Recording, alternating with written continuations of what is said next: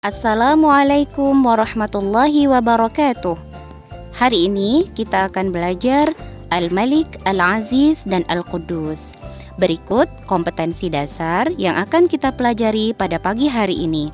Memahami makna Al-Malik, Al-Aziz, dan Al-Quddus, menyajikan arti dan bukti sederhana asma Allah Al-Malik, Al-Aziz, dan Al-Quddus. Bagaimana kabar anak-anak di rumah? Semoga semuanya sehat ya. Sebelum kita belajar, marilah kita berdoa terlebih dahulu. Bismillahirrahmanirrahim. Raditu billahi rabba wa bil islami dina wa bi Muhammadin nabiyya wa rasula. Rabbi zidni ilma warzuqni fahma. Amin.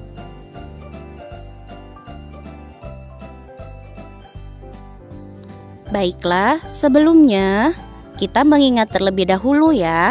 Apa itu Asmaul Husna?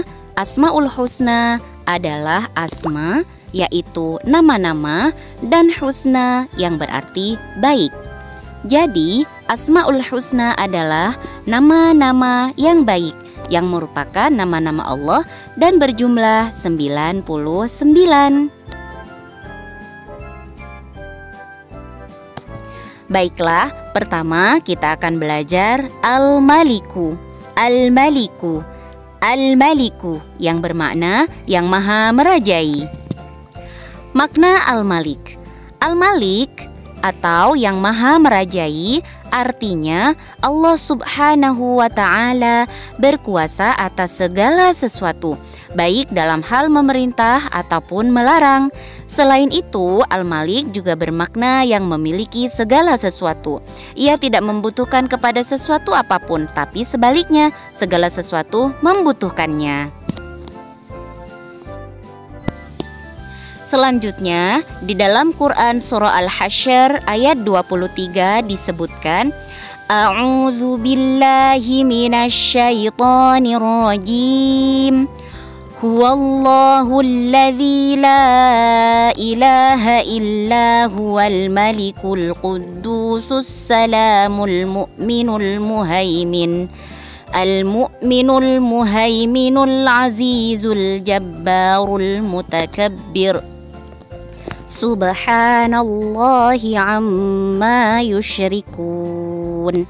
Artinya, dialah Allah yang tiada Tuhan selain Dia, Raja yang maha suci, yang maha sejahtera, yang mengaruniakan keamanan, yang maha memelihara, yang maha perkasa, yang maha kuasa, yang memiliki segala keagungan. Maha suci Allah dari apa yang mereka persekutukan. Nah, apa maksud kekuasaan dan kerajaan Allah? Kekuasaan dan kerajaan Allah Subhanahu wa ta'ala itu sempurna dan tidak terbatas. Kekuasaannya itu maha tinggi. Allah lah pemberi sekaligus pencabut kekuasaan makhluknya, termasuk kekuasaan manusia yang bersifat duniawi. Oleh karena itu, sebagai hamba Allah, manusia harus bersikap rendah hati, tidak sombong, dan tidak angkuh. Asmaul Husna berikutnya adalah Al-Azizu. Al-Azizu, Al-Azizu, yang artinya yang maha perkasa. Makna Al-Aziz. Al-Aziz merupakan salah satu Asmaul Husna Allah. Al-Aziz berarti Allah Subhanahu wa ta'ala maha perkasa.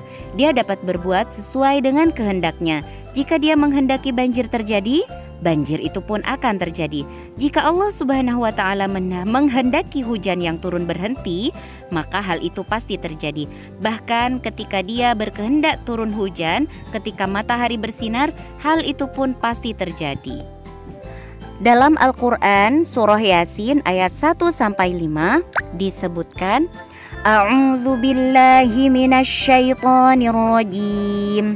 Yasin wal Qur'anil hakim.